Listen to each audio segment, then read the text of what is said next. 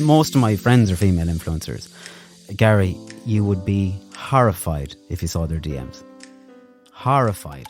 It's coming on to them or being abusive? A bit of both, but more so coming on to them. They're the ones I've seen, and I've physically seen them. I've seen them in person. You know, I've been in a bar with female influencers, and somebody well known would send them a message telling them they wanted to be with them and this kind of stuff, and it shocks me. Hello and welcome back to our first episode of Series 3 of Garry Talks, and we have a great episode to start off the year for you. This week I'm joined by my friend for many years, Alan Clarke.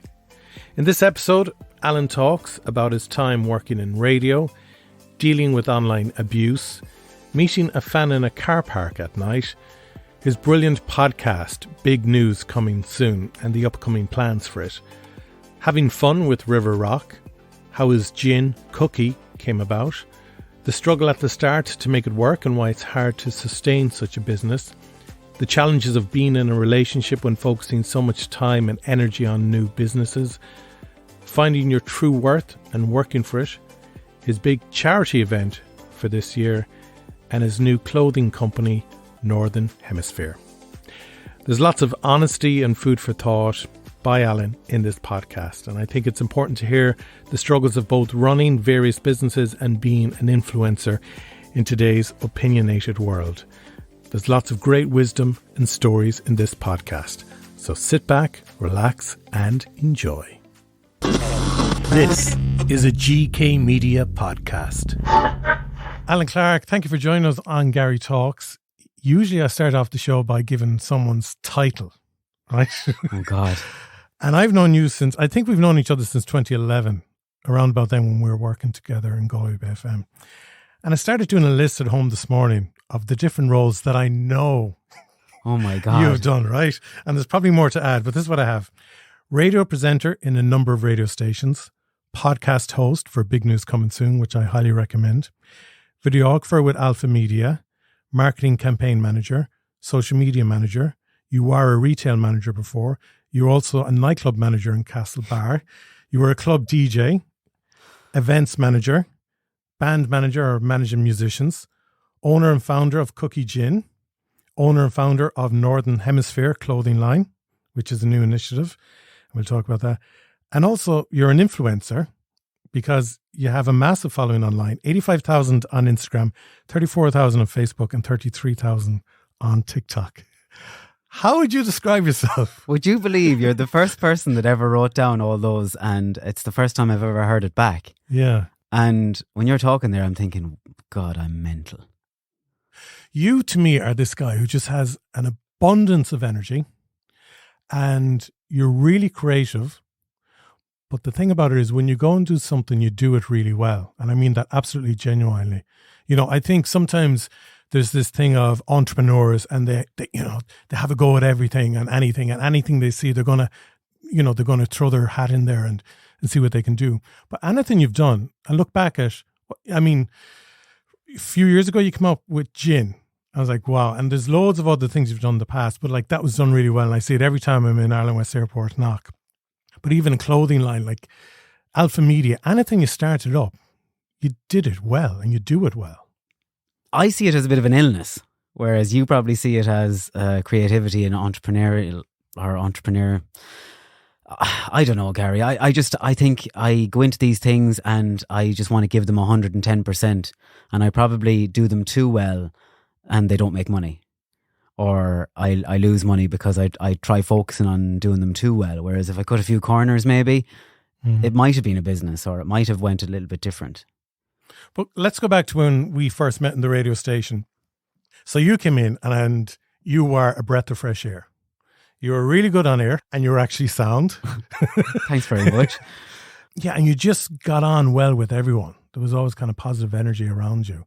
Well, not everyone would say that now, to be fair, but I did try at the start. Yeah, I was big into it. I was big into radio and I was big into getting on with people and progressing. Yeah. And you were doing all the really cool slots, you know, weekends at night, which again mightn't sound exciting, but they were, for me, some of the best shows. You were doing breakfast show, you were doing they used to split the radio station into county frequency and city frequency, and you're on the city one, which is all kind of upbeat music, kind of chart pleasers at the time.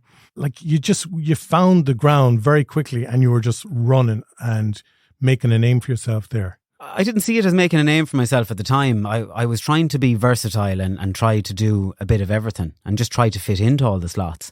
You know, like you say there, and it's only now when you talk about it, it brings back memories where, yeah, at 11 o'clock you had to kind of change your voice because it was the love hour or the slow, you know what I mean? Yeah. And you had to kind of, and then at 6:30 the next morning you had to be the happy-go-lucky, I haven't a care in the world guy. Yeah. You know, and I just tried my best to fit into as many roles as I could. And then Saturday morning you'd be called in to do the country show, and sure, I didn't know one country song from another. But I was ringing Stuart Miles and he was writing down 10 of the most popular songs for me. Brilliant. And I'd rock up and do the gig and people thought, geez, you know country music inside out. I hadn't a clue, only the 10 songs I was given before the show started. But did you enjoy it? I did. Stop. I enjoyed every minute of radio, every single minute. And I'm lucky that I got to work in Shannonside, Galway Bay and Midwest, because they're 3 totally different places. And I think when you get the opportunity to work in those 3 different places, you really appreciate the differences, you know, because the Midwest radio listeners are hardcore. Okay. Like they don't let you away with anything. And in Galway, then you can get away with it. You can get away with more. You can kind of push the boundaries a little bit at 8 o'clock in the morning in Galway, and people will react to it, or people will say that was a bit of crack. If you push the boundaries a bit in Midwest, they kind of don't take it as well. Did you get much like negativity from people when you're in radio, from listeners texting in? Not really. I guess at the start, when you're filling in for somebody, you get the odd kind of, when is he back? Yeah. And you can be filling in for 20 years for a guy, and the same person will send the same text the minute they're off. I have this story with David Cawley in Midwest. I used to cover the breakfast show, and he has one particular hardcore follower and hardcore listener. He has more, but I'm just giving an example of this one. And one morning, on Monday morning, I was filling in, and during the weather, so it starts with the news, then you read the weather, and then the show starts. During the weather, I said, today it'll be 8 degrees, blah, blah, blah. First text on the screen in front of me, when's David back? The show hadn't even started. Yeah. I was just doing the weather. Yeah. That's the kind of negativity you'd get. And then when I was in Galway Bay doing the breakfast show, Ollie and I would have this kind of rivalry, Mayo v Galway. Mm-hmm. And we used to play up on it because we got a great reaction to it. And the only negativity you'd get is, why are you talking about Mayo? This is a Galway station. Right. You'd get the odd one of them. Yeah. But it would be very rare I'd get off the radio. You're only Yeah, see, I was caught a lot for pronunciations. So I would say Crow Park instead of Croke Park. Right. I'd always get mixed up when I was talking about something and saying scene or instead of saw. I got that a good few times. Yeah. Must have been the same guy then. I have saw or I have seen. Yeah. But I remember someone actually rang up before, and I did a hurling story before a football story. I don't know if I told you this before. And someone rang up into the radio station, and I got a call from reception saying someone wants to speak on the phone to you. I said, yeah, no worries, I'll take the call. So they called me a see you next Tuesday because I did a hurling story before a football story. And they said, everyone knows football always comes before hurling. And I hung up the phone. And from that day on, I always did a hurling story before a football story. Wow. But yeah, there was kind of abuse. It was nothing like what you get nowadays in social media. People think they have an entitlement, I think, when they're listening to the likes of Galway Bay or Midwest for 20 or 30 years, they feel like they own a part of it. Mm. And they feel like they can ring you and direct you and kind of say, this is the way it should be done because that's the way it's always been done. Yeah. And the thing I found as well with Midwest was, if you're out doing an outside broadcast, you'd have the hardcore followers and they'd be up to you. Who are you? And where are you from? And asking you very, very personal questions because they need to know exactly who you are, where you're from, who your family are. Mm. And they want really, really personal information from you. But then let's look at social media. Because 2 things there. I mean, one, we kind of do let a bit of our personal lives leak into social media because we're trying to be transparent and show who we are. But then I suppose, you know, the fear that many of us have and have, it's become a reality is the negativity and the bullying and the harassment you get online then as well. Like you have a phenomenal amount of followers, 140,000 collectively, we'll say, between the 3 main channels that you're on.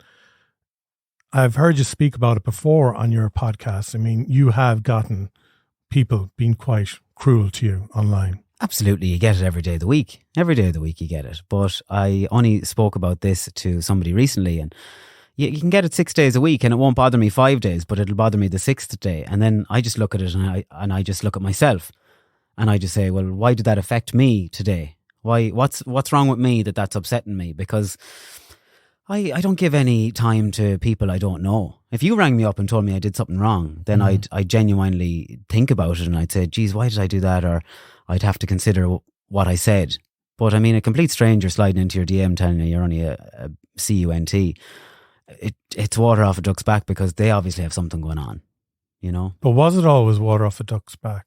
I think so. I think I've always been well able to handle it. I mean, like I say, there'd be times where it'd get you down, or there'd be times.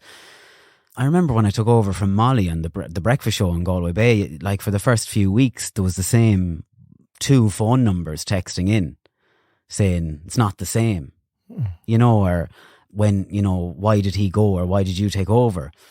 And then, fair enough, during you'd be in the middle of your flow or whatever, and it would knock you for a few minutes. But then you'd say to yourself, right, it's the same phone number. It's coming in every 2 days. Like, what's going on with that person that they're sitting at home and they're copying and pasting this message every 2 days just to try and get under your skin? If it was coming in from 7 different phone numbers every day, then I'd start questioning, is there something I need to do, or is there something I'm doing wrong? But I was focusing on the 30 good ones that were coming in, rather than the same copy-paste message from the same phone number that was coming in every second day. And have you ever been tempted to just delete an account? Oh, yeah. I was tempted to pack it all in the time Aisling Murphy was murdered. I found that time very, very difficult. It was very difficult to be on social media. And this isn't a man versus women thing, but I found it very difficult to be a male influencer during that time, because not anything I did was related to that incident. Yeah, because there was a 5K run on or something like that, and I think you reshared it for someone. The day after she was murdered, somebody asked me to share a run for a guard that was murdered.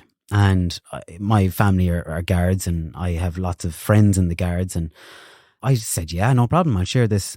Look, you'd be asked to share charity events 10 times a day, and I mean that now, genuinely. A minimum of 10 times a day you'd be asked to share a GoFundMe or a charity event. So I only share stuff that I'm personally involved in. And I shared this, and then I thought nothing of it, and I wasn't on my phone for a few hours, and then I came back to my phone, and my phone had lit up, and I was like, whoa, what did I do? And it was all like how insensitive I was, because I shared a charity run that was happening the month later, and it was the day after Aisling Murphy was killed, and the hashtag she was out for a run. So I was public enemy number one for doing that. And I don't know, did I take it down, or what did I do at the time? I think I'm not sure. But then later on that night, I walked my dog, as I always do, around the lake in Castlebar.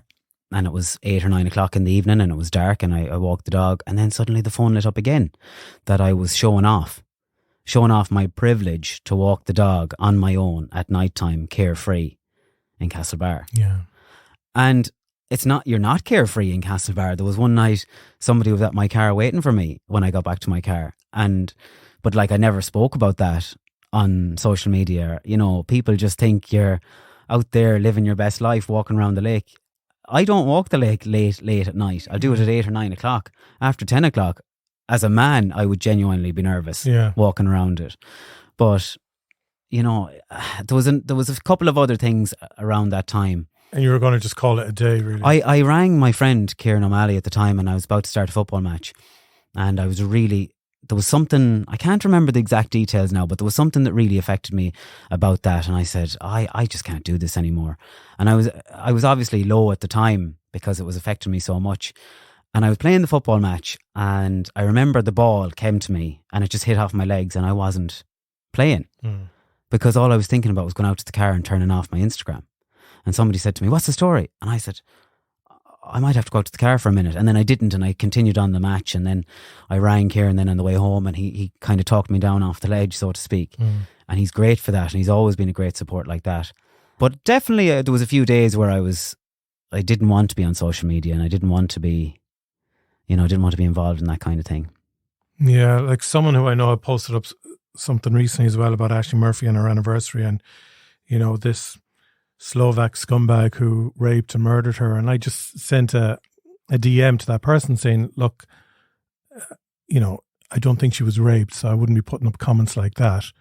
And I said, this person who's been charged, they haven't been convicted yet. So, we have to be careful what we say online. And then they had a go at me. And then when I was trying to explain, I'm not having a go at you. I'm just saying, we shouldn't say things online if we don't know them to be factually correct. I was like, wow, it's, and then they were saying you should have just said it in the comments. And I was like, no, because I didn't want to go into this online front page. Tit for tat. Yeah. That's, even sometimes when you actually just try and give someone a heads up, they nearly take the head off you first. Now that you say it, actually, myself and another friend of mine were talking about this the time she passed, and we were under savage pressure. Like, our DMs were lit up, people asking us at the time why we hadn't mentioned it. Why have you not mentioned it? And I have this thing, and I don't know if you'll agree or not disagree, but I think people are so quick to own other people's grief. And I see this thing now last night where everyone is sharing a picture with Christy Dignam, or Christy Dignam was in my car and Christy Dignam was here and Christy Dignam was there. And I just don't really agree with that, and as I don't know Aisling Murphy, it was a tragic, tragic thing that happened. And if there's anything I can do to prevent it happening again, or anything I can do anyway, I will do it. But I don't feel me coming on my stories talking about it, because I don't know anything about it, is going to help anyone. Yeah. And I think people are very quick. Like, I was working in the radio station at the time, and people were ringing up organising these vigils, and it was lovely. It was a lovely thing. But then you had people organising vigils in these tiny little villages that might be a population of 100 people, where they'd all be going into the bigger village up the road. And then I felt you had people organising vigils just to be busy and just to be seen to be doing something. Yeah. But it wasn't a genuine attachment. And I think, I could be wrong in that, but I think people are very quick to jump on grief. Mm-hmm. The same when Richard Grogan passed on TikTok. People were saying to me, I had a dealing with him, and people were saying to me, how come you didn't reference it, or how come you didn't do this or that? Like, I could have contacted the family, and I could have paid my condolences. I don't have to put it on TikTok. Yeah. I don't have to come on and say, oh my God, he passed away. It's sad, and now we're going to miss him. Yeah, absolutely. Because you're only doing that for views for yourself. Yeah, absolutely. Because there is this vanity thing with it. Even when I post something up online, I'll hop in an hour later just to say, oh, I wonder how many people have actually viewed it. And because you want to feel that the content you're putting out there is connecting with people, and they're liking what you're putting out there and so on. But there is a certain vanity in it as well, I think. And I think it's good to draw that line of, we can't just be putting stuff out there to gain views if it's not really the moral thing to do. I think, there's a bit of an attention seeker in us all, and that's why we do it. And that's why we put out this content. And like you say, you put up a video and you come back to it an hour later and you see, how's that doing? How's that doing? But I wouldn't use, I just kind of use whatever's fresh at the moment, but I certainly wouldn't consider using a death unless I had a personal attachment to somebody. You talk about Richard Grogan in your podcast as well, Big News Coming Soon. It's a really, really funny story. So it wasn't funny at the time. No. But he seems like such a cool guy once you hear the story. Yeah. That he was so cool. But I highly recommend, what are you doing with Big News Coming Soon at the moment? Because I know you're doing your own individual interviews, and then there was the ones that you did with Kieran, and then you got to kind of go to some fantastic European cities as well. So the first season, Kieran and I teamed up together, and we produced a season just talking about school and dating and relationships and anything that was relevant at the time, because we both had a bit of time on our hands to meet up and do that. His job has just got so busy, and my job has got so busy, and he's in Galway and I'm in Mayo, so it's difficult to keep the commitment up of a duo. Yeah. Also, I wanted to go off and interview people in a longer format and kind of sit down and talk to people. And Kieran would be fantastic at that as well. But I think if there's three voices in the room, I think it can get a bit lost. So we just decided that I would go and do my own season for one.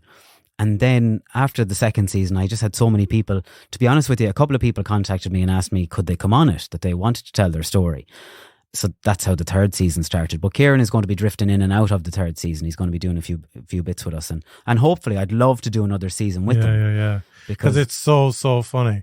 And like the in-depth interviews you do are excellent. Thank you. It's amazing how just ordinary people have such extraordinary stories, and at the same time, as extraordinary as their events are, we can still relate to them so well.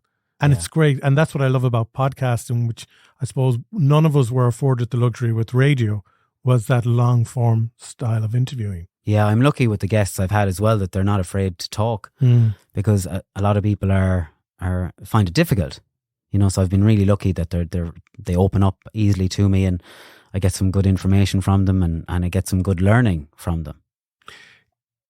Can you tell me about what happened at your car in Castlebar that there was someone waiting for you? Because that sounds fairly scary.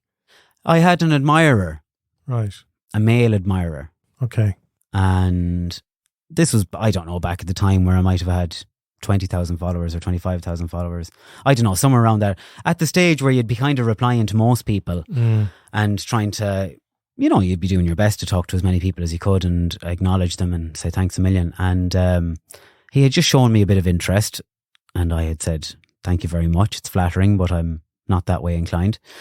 And it kind of persisted then a little bit to messages of I would be somewhere at a particular time. So then it kind of changed me from, if I was, say, eating in the Foxford Woolen Mills, I wouldn't put up a post that I was eating there until I left. Okay. So I'd take the photo and then I'd put it up as soon as I've left.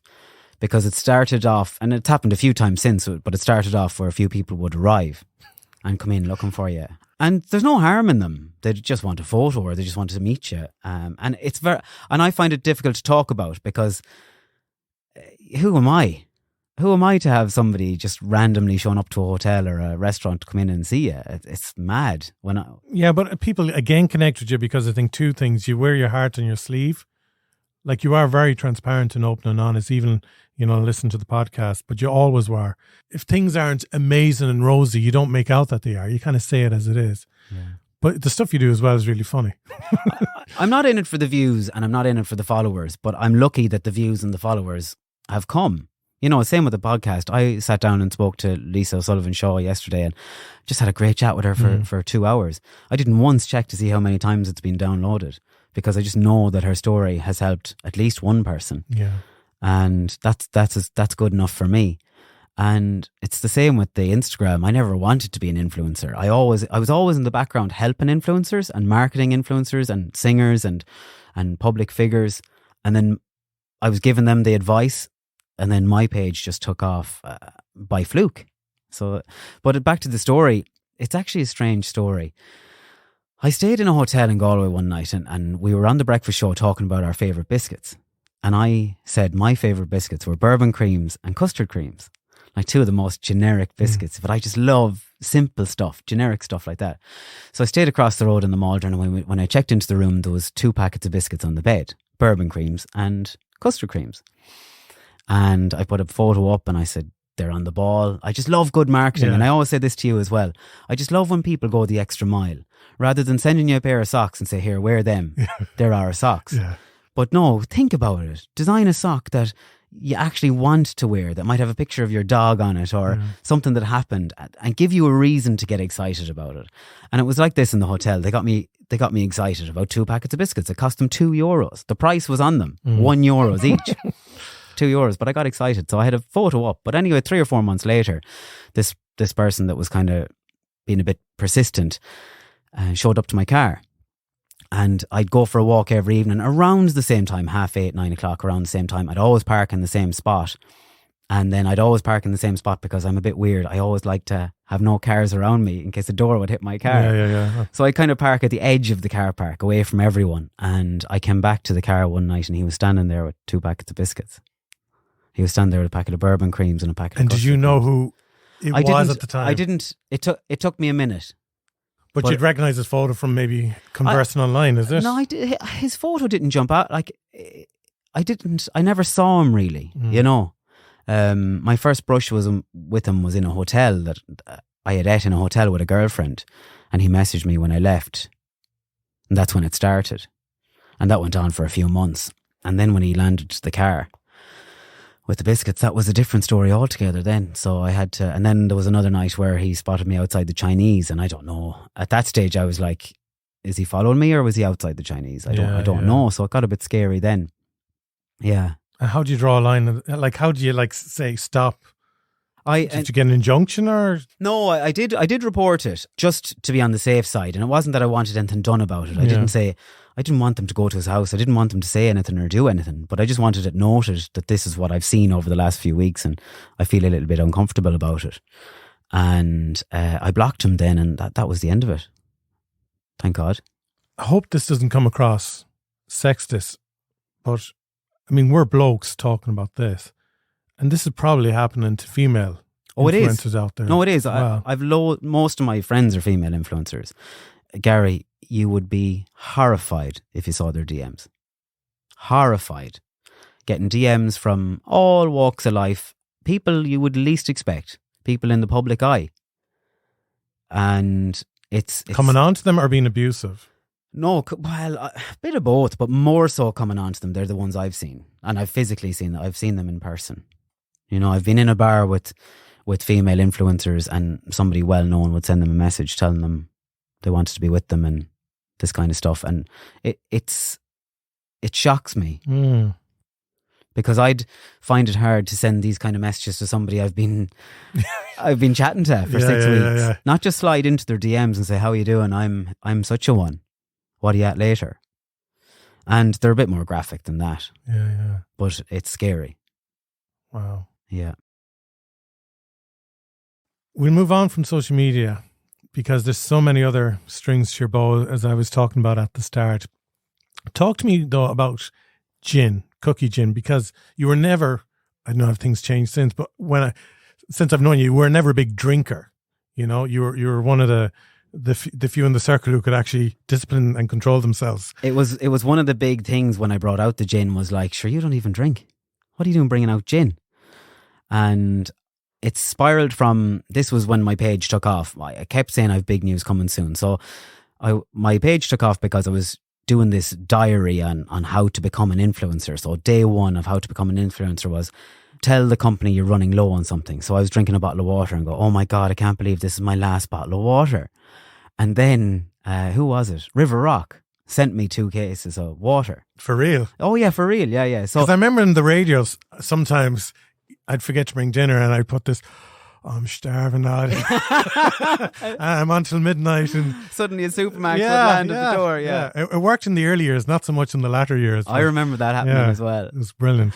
So I kind of played up to that, and it wasn't that I wanted the free stuff, but I was trying to showcase that this is what's happening, this is what influencers are doing. And I think the influencer is a dirty word because some influencers take the piss, and I think they can abuse the system a little bit too much. Whereas, if I'm bringing out t-shirts and somebody goes, "Oh, I really like those t-shirts," and they keep messaging you saying, "I really like those t-shirts. I really like those t-shirts," and then they get the t-shirt and they just want to be seen to have got the t-shirt. Yeah. And I think some of them are not genuine, and they're giving the whole industry a bad name. So I was kind of playing up to that a little bit. And I was saying, oh, my water's running low and this is my favourite water. And when this is gone, it's gone. And then River Rock contacted me and said, hey, we'd love to send you 2 cases of water. And I said, bring it on, because I was going to do another funny video. I didn't want the water. Yeah. I didn't care about the water. But the water arrived then, and I did this sketch where I was out in the garden. It was actually flavoured water, and I was using the water for everything. I was putting it in the window washer of the car, lemon and lime water in the window washer of the car. I was washing my hair with it in the shower. The dog was drinking it, and I was just using it for everything. Yeah. And I just tried to turn everything funny all the time. And that's kind of where that came from. So then I kept saying I have big news coming soon, because influencers would use this to build up hype, and I get that, and it's fantastic, and I'm all for it. And I think businesses should do it, and I think influencers should do it, because you have to create the hype and get people involved and bring them along with you on the story, whether they're engaged with the hype when it's announced or not. Well, that's the thing. It has to be big news when it comes then. So I was in a deli counter one, and I had no big news. Okay. I started every story with, hi guys, sorry I haven't been on in ages. I could have been on 3 minutes ago. But I would just start with, sorry I haven't been on in ages. I've just been super busy. And it was funny at the time because a lot of influencers were doing that. But who are they apologising to? Mm-hmm. No one is going, Where have you been? Why haven't you been on since 4 o'clock today? So I was lapping that up, and then I kept ending every story with, I've got big news coming soon. And I didn't. I had no big news, and I had no intention of bringing out big news. I was only having the crack. And a fella from a deli counter was serving me one day, and every time I'd go in, his eyes would light up, and he'd be like, oh yeah, and I follow you, and I'm a big fan. And I'd say, thanks very much. And this is all very awkward to me in Castlebar. A man making my sandwich telling me he's a fan, and he walked out behind the deli and handed me the sandwich instead of handing it over the counter. And I was like, oh my God, what's going on here? And he leaned into me and he goes, what's the big news? As if I was going to tell this complete stranger what my big news is that I've been building up for 6 months. And I went out to the car and I said, shite, I need to go and get news. And I started thinking, what can I do? Can I do hats? Can I do mugs? Can I do hoodies? But everything had been done before. And I had it hyped up so much that I said, if I release a hat now, it's just going to be such an anticlimax. Yeah. And then because Cookie, my dog, is such a big part of my life, everyone was 100% sure it was dog beds or dog jackets. Okay. So I kind of went with that, and I kind of kept pushing the Cookie thing, Cookie. And then when you bring out a brand of gin named after your dog, everyone was just like, what? What the hell? And I wanted it so left of centre to get everyone talking as a marketing stunt. And just to say I did that. It wasn't about making money, and it wasn't for the attention. It was just a pure marketing stunt that I could stand back and use as an example. Like, I'd love to go into businesses and give them these examples that I'm giving you, because it was crazy. A man that never drank, he keeps himself to himself. He doesn't go out very often. He doesn't have an awful lot of friends. His page is just him and his dog. Then he releases a gin named after his dog. So it was Cookie Irish Gin, and I could have got any gin. I went over to the distillery in Ballina and we could have got the gin that's there. Not saying there's anything wrong with it, but we could have got any gin and just put it in a bottle, labelled it. But I said, no, I want it to be unique. I want it to be different. I want it to be on a par with the likes of Drumshambo and Dingle and all these. How do we do that? So they said, you have to get a spirit consultant. And I said, right, and that's going to cost big money. I'm not going to go into the details of how much that cost, but it cost a lot of money, the price of a car at least. And I said, right, let's do it. Because when I do it, I don't want anyone saying you did it for the money or you're ripping us off. And I wanted people to taste it and go, geez, I tasted that and it's actually nice. And I didn't want to make money myself. Now, this is my biggest downfall. And this, when you tell me that list, it scares me, the amount of things I've done, and I still haven't anything to show for it in a lot of ways. But the gin, I just wanted it to be the best gin we could get. So we got Julia over from Germany. She created 4 samples. 90% of the people we gave the samples to, this was all hush-hush at the time. This was all cloak and dagger stuff. I was calling to people's houses at 11 o'clock at night, taste this, don't tell anyone, promise you won't tell anyone, gone again. And like, I had this real tight circle. And I was stressing out that somebody would find out or somebody would know. Yeah, of course. And about a week before we launched it, somebody who I considered one of my really good friends at the time messaged me, giving me abuse that he found online I had registered Cookie Spirits Limited. And somebody I know all my life.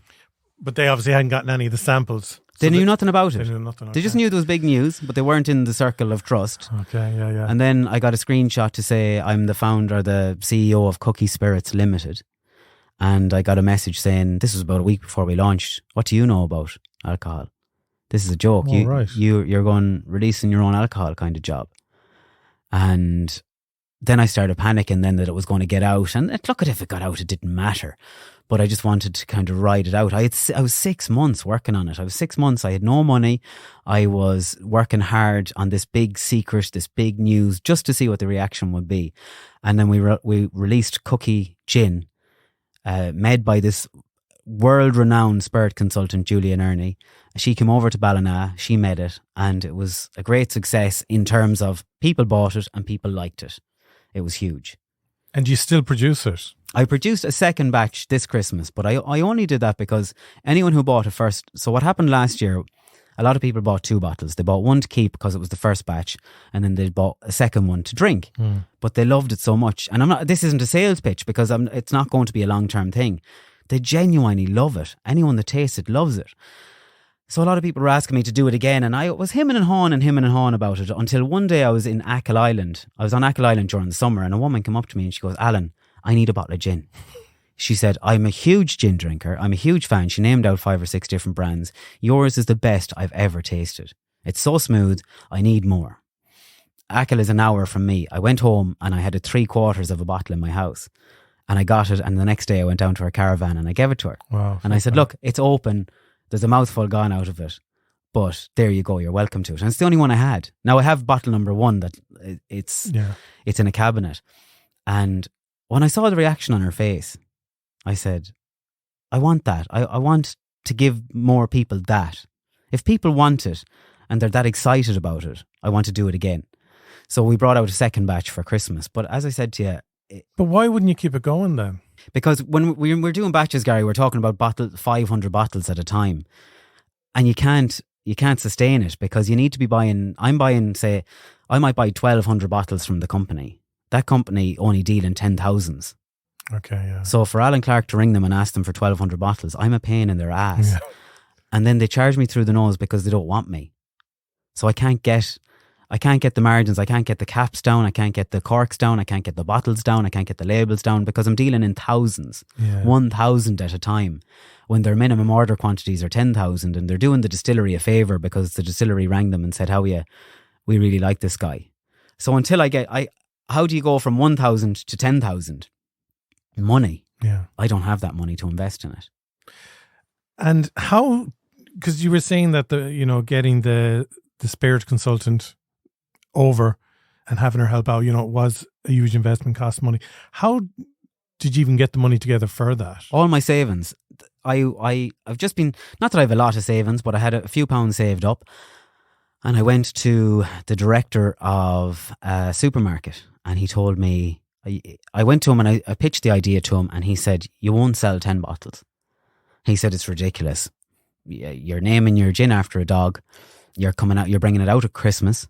It's going to be €40 or however much it was last Christmas, and Dingle and all these other brands are going to be slashing the price of theirs by 50%. He said, I'll buy 10 bottles off you, sale or return. And I said, look, I think it's going to be a little bit more successful than that. I had 300 in my head. That's the target I had in my head. So I went to SuperValu, the owner of SuperValu in Westport, and they own 9 SuperValus, Noel Kavanagh, and I sat with him. And he said, I don't know anything. I don't know much about social media, and I don't know this, that and the other. But I was telling him the story, and I pitched it to him, and I told him the story. The other commercial director had said I wouldn't sell 10 bottles. And I said it to him, I said, is your wife on social media? And he said, oh, she is, yeah. And I said, does she follow Pip O'Connor or any of these? And he says, yeah. And I said, has she ever bought a pair of her jeans? I said, don't talk to me. So I said, when I'm online promoting gin, or I send a bottle of gin to Pip O'Connor, do you think would your wife buy it? And he said, yeah, she probably would. She probably would. So then I broke down all the fees and how much everything cost me. And he sat back in the chair and he goes, who's funding this? And I said, me. I've put all my money into it. These are my savings, and that's how much I've put into it. And he just sat back in the chair and he looked at me and he started tapping his pen, and there was a little smile on his face. And he says, you have some balls. And I said, well, I don't know if it's balls or stupidity, but I'm going to give it a go. And I'm confident that I'll sell 300 bottles. And if I don't, I'll come back in and I'll take them off you. And he turned around to me and he said, we had gone from 10 bottles to 10 bottles sale or return to 300 bottles sold. Don't worry about the return. Wow. So I walked out of that meeting, went over to the distillery and said, I'm after selling 300 bottles to SuperValu. Excellent. Yeah. And, fair play to Noel as well in SuperValu for supporting. Like, anytime I'm in town, I purposely try and, if we're browsing on a Sunday, go into the locally owned shops and support local businesses as much as possible. And I still buy stuff online from places overseas and so on. But it's great when you have local businesses like SuperValu and Noel, who owns 9 places, supporting another local business. And the other thing he did was he gave me a stand. He told me to go and design a stand. And you go into any supermarket at Christmas, floor space is a premium, and they're all fighting for it. Diageo, everyone's fighting for it. He told me the dimensions. He said, make a stand that holds 4 shelves, 3 bottles wide, 3 bottles deep, and put one of those stands in every one of my 5. No, I was only in 5 of their stores. And he said, I'll give you the space in the 5 stores. So that was just another level. And I went into one of the stores, and I don't know if they'll appreciate me saying this story, but I went into one of the stores and I said, how are you doing? I'm here to deliver the cookie gin. And your man says, well, where are you going with that? Where are you going with that? What's this? And I said, it's cookie gin. It's a new gin. It's out. I didn't want to say your boss okayed it. The owner okayed it. But I was trying to say to him, look, it's come from head office. Yeah. I met the owner of the flipping place. And he grabbed me by the ear and he marched me over to Graham Norton's stand. And he looked over it and he goes, if he can't sell gin in here, you're not going to be able to sell it. And I'm here looking at Graham Norton, and Graham Norton is looking back at me, and I'm going, Jesus, maybe I won't sell it. I'm looking at Graham Norton going, and a full shelf. And then I started panicking. But thank God we did. We sold the 300 bottles. And did you make a profit then by selling 300? No, we lost money on the first batch. Oh, right, okay. Yeah, we lost money because the label design cost so much, the branding cost so much, the bottles, Yulia, everything cost so much that there was no money. I lost money the first year around. I hope to break even this year, and then I'll probably wind it up.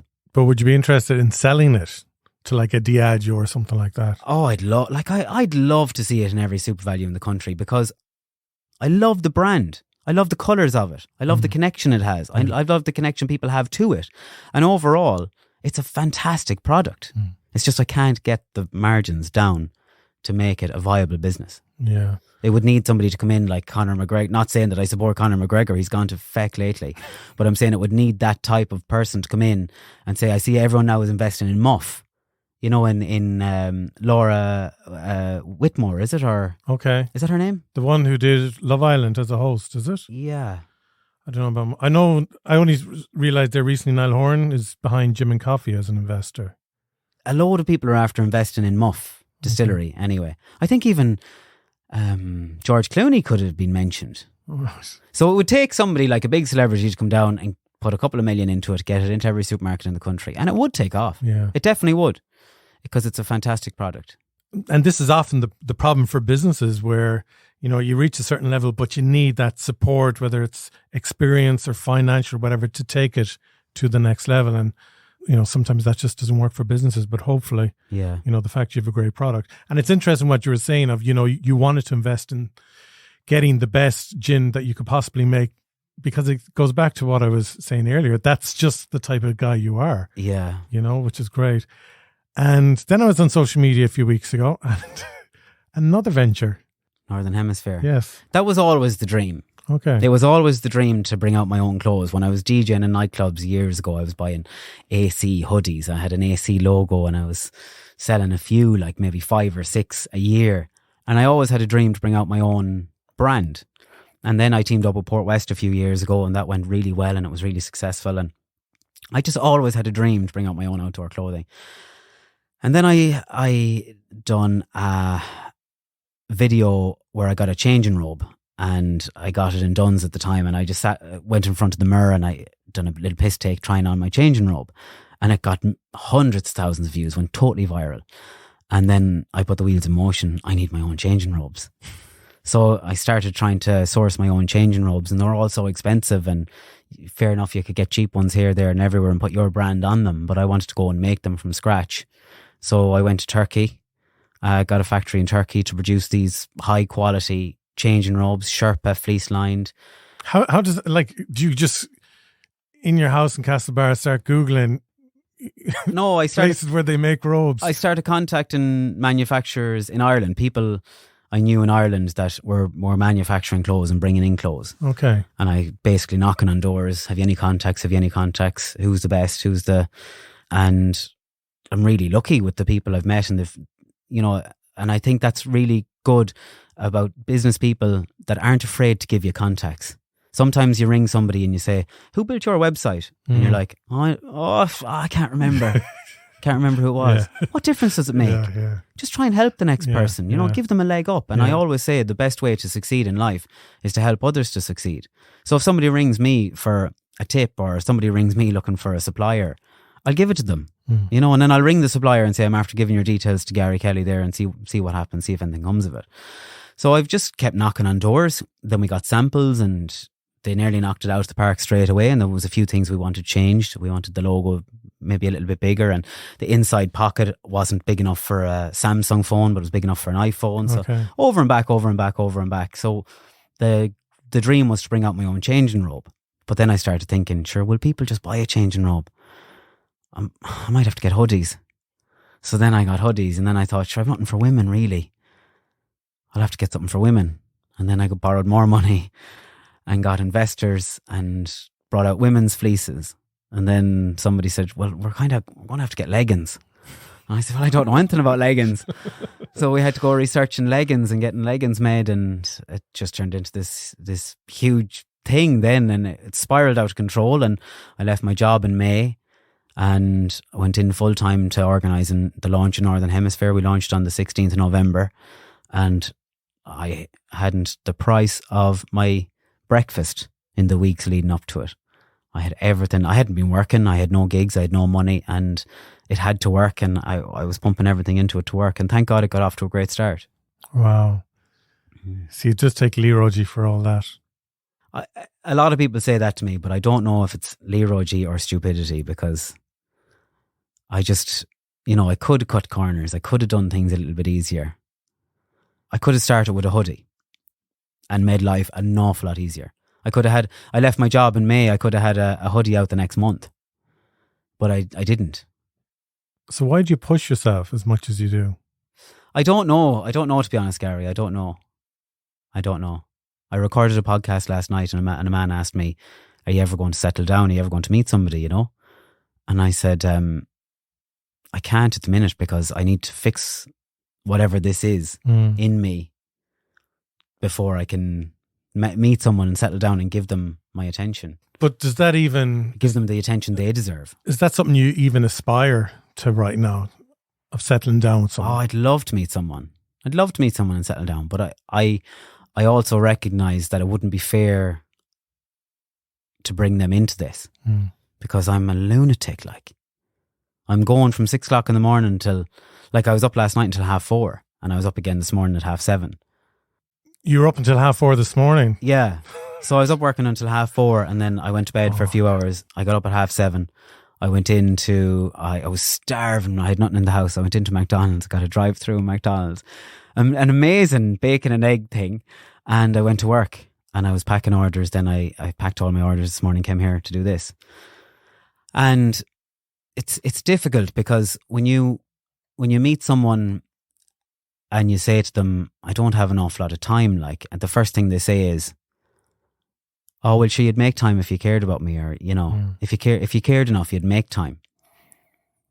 And it's not that I don't care. It's just that it's so hard to be self-employed. Yeah. And if you take your foot off the gas for 5 minutes, it's 1 step forward, 7 steps back. And I'm planning now for Christmas. Wow. And we're talking mid-January, and I'm here trying to organise next Christmas. And then I have to worry about, how do I get to Christmas? So I'm here investing in stock that's going to be arriving in November, but I have to stay alive and I have to pay the bills and keep the lights on until November. And that's very challenging. And you're constantly trying to come up with ideas and thinking in your head. So when you were up till 4:30 this morning, were you buzzing? Were you enjoying it? Or were you like, I hate this? No, to be honest with you, there's no part of the gin or Northern Hemisphere or any of that I've hated. I don't be buzzing. People say to me, when I launched the clothes, they said, you must be so excited. I'm so involved in it that you can't get excited. I built the website. I was printing the labels. I was packing the bags. I was ringing Fastway. I was just stuck down in the gutters, that you don't get a minute to stand back and go, wow. My brother would ring me and say, that was fantastic. The van pulling off full to the brim with stuff the weekend we launched. And you don't get the opportunity to enjoy that or get excited. Yeah. Because you're thinking of the next thing. Because you're thinking, have I enough labels? Have I enough bags? What was wrong with that fleece now that she returned? Or why did she return that? And maybe there was nothing wrong with it. But then you're thinking, I wonder, was there something wrong with it? And maybe she's just not telling me. And you're just thinking 101 things. So is this the main thing that you're doing now, Northern Hemisphere? This is what I want to do, yeah. So you're putting most of your week into this business? oh, I'm putting 2 weeks into this per week. I don't have any more ideas in me. I'm fully done now. I'm done. Can we just extract that in the edit? Yeah. And come back to it again in another year? Yeah, I've said this a few times. I said it on David Cuddy's podcast. If Northern Hemisphere doesn't work out, I'll get a job. I'd love to put an Unreal CV together and work for somebody. But you've done that in the past. And I don't think anyone who is Creative. is creative. I was going to say who's the same as us, because we're amazing, Alan. We're amazing. But I've been an employee before, and I don't think I was.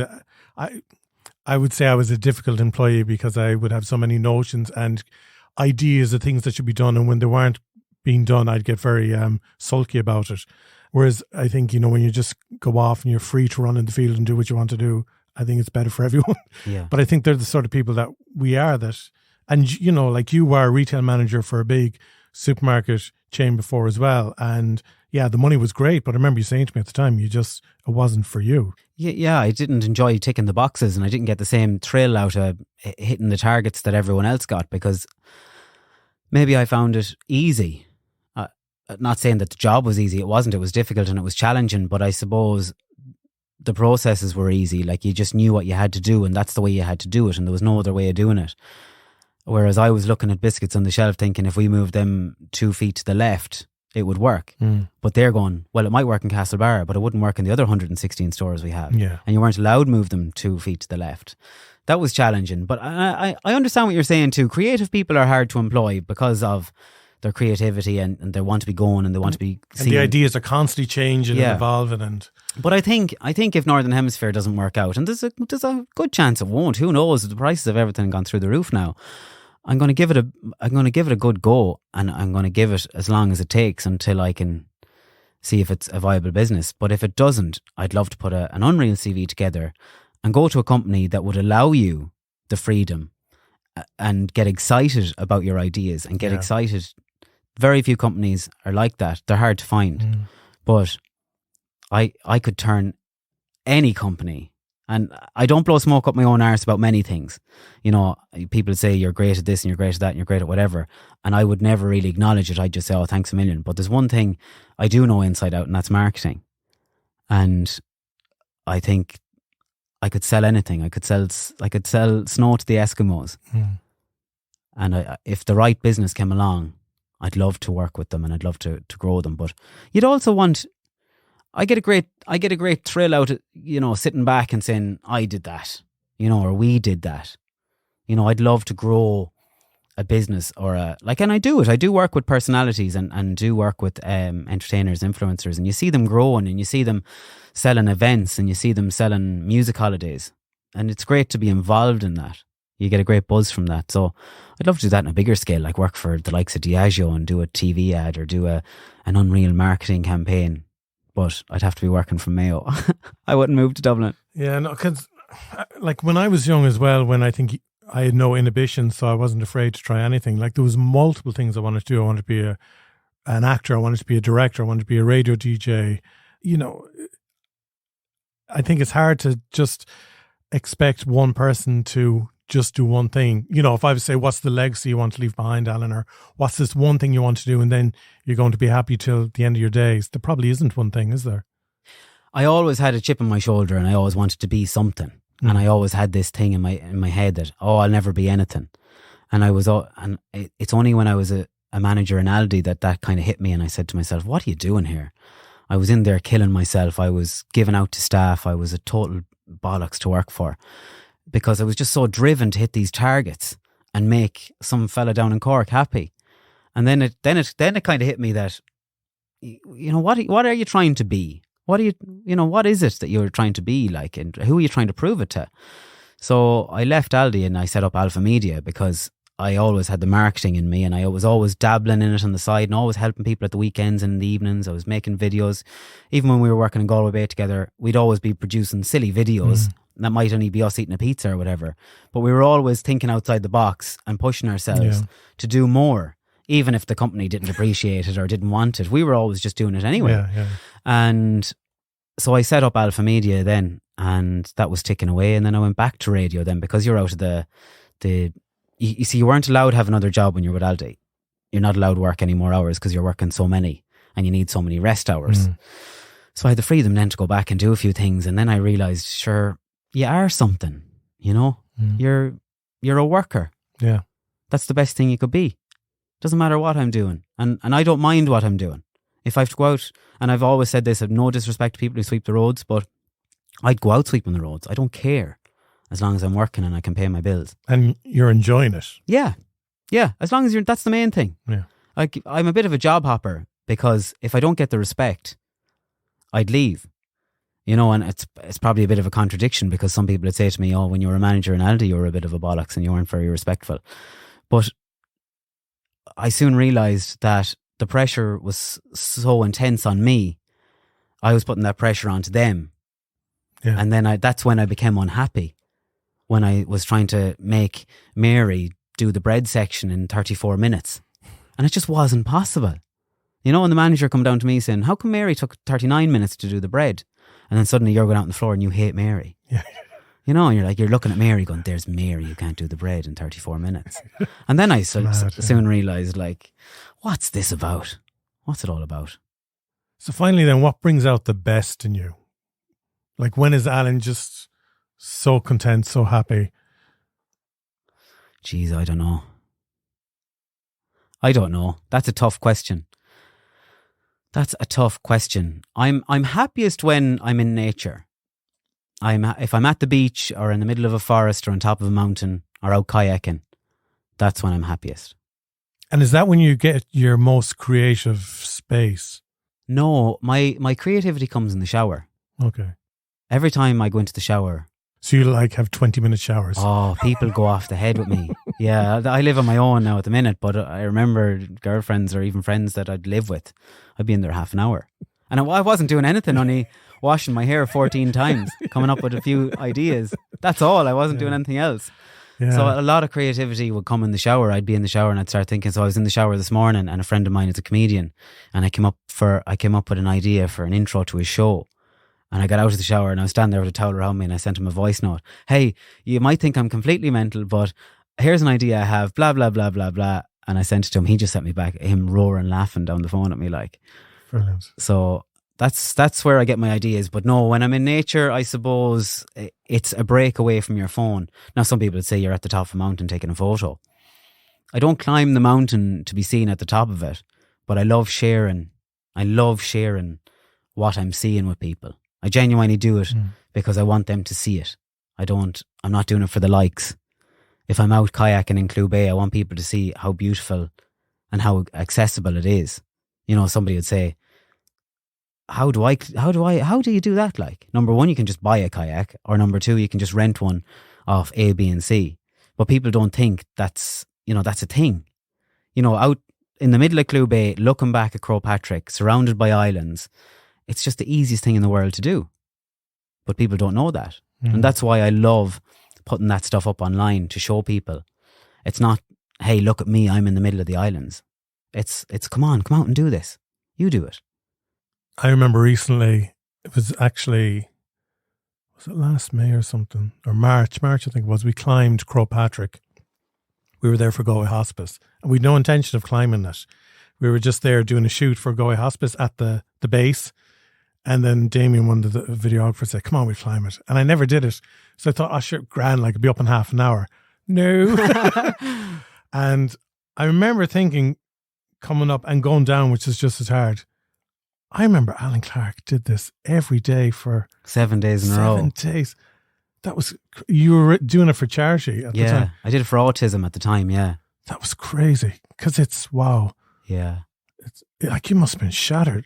Like, I felt great when I came down and I knew that was it, and that I'd crack open a can of fizzy something for myself later on and kind of pamper myself and have a nice, bath and throwing loads of essential oils in. And well done you, Garry, you did great. Yeah.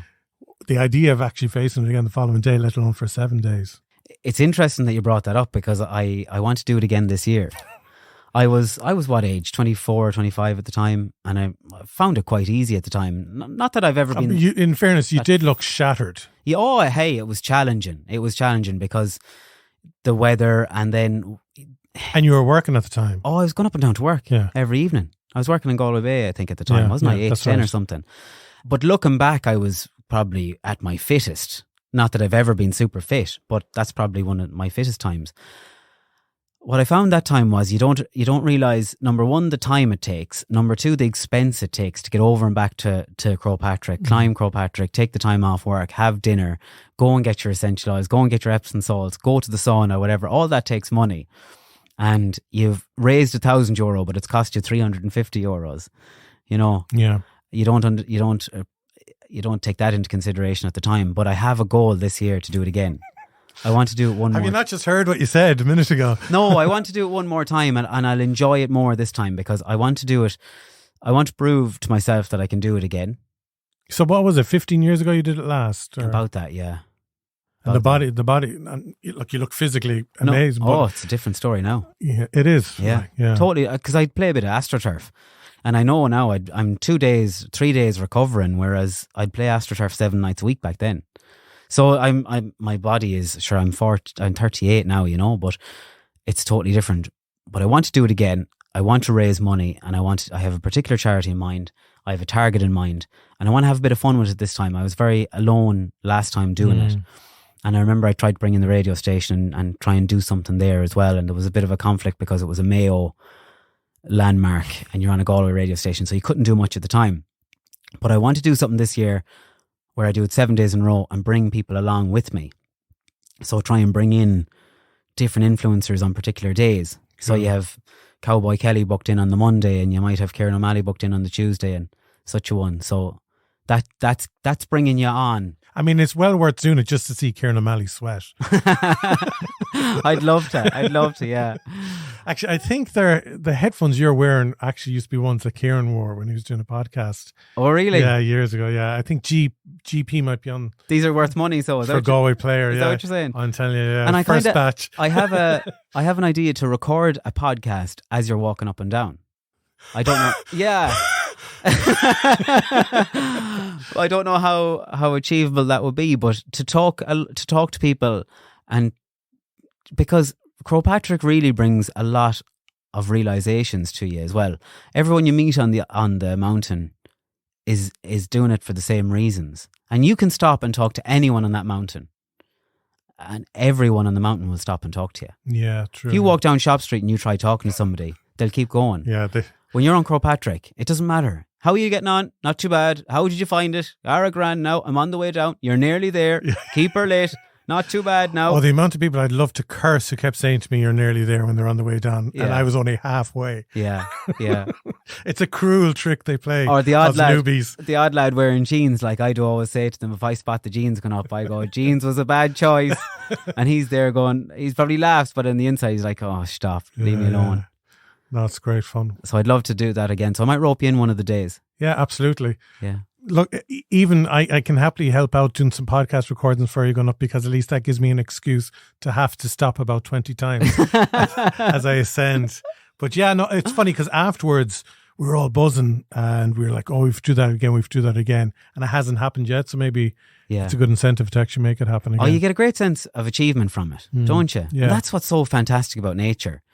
That you go out there, you climb that mountain, and you can forget about everything for those few hours you're out on the mountain. Yeah, and look, we're climbing it, for that personal challenge. There's other people climbing it because, there's hardships going on in their life. Yeah. And they're trying to raise funds for loved ones or whatever, so. Yeah. And it's great that we are mobile enough to do it. Absolutely. It might take us 4 hours, but we can fall asleep in the car. Yeah, we definitely don't appreciate how good we have it. Yeah. We definitely don't. Well, continued success. Well, thanks very much. Pleasure, as always, talking to you. Yeah, thanks for having me on. I really appreciate it. I'm delighted you could, because I know you've 101 things going on at the moment. I'm going out the door now 2 foot taller after all the titles and all the nice things you said to me. I get that framed for you now and send it. I'll have to come in here more often for a confidence boost. Lovely talking to you, Alan. Thanks, Garry. Thanks again to Alan for taking time out of his very busy schedule to come in and join me here on Garry Talks in our GK Media studios. I hope you enjoyed that podcast. I certainly got a lot from it. And please do spread the word about Garry Talks. You can follow us on Instagram, TikTok and LinkedIn. And you can give us a nice 5-star review as well, or even just share links of the podcast with your friends on WhatsApp. Thanks again for listening. Have a great week. And I'll be back again this Friday for a short bonus episode of Business Bites. Take care.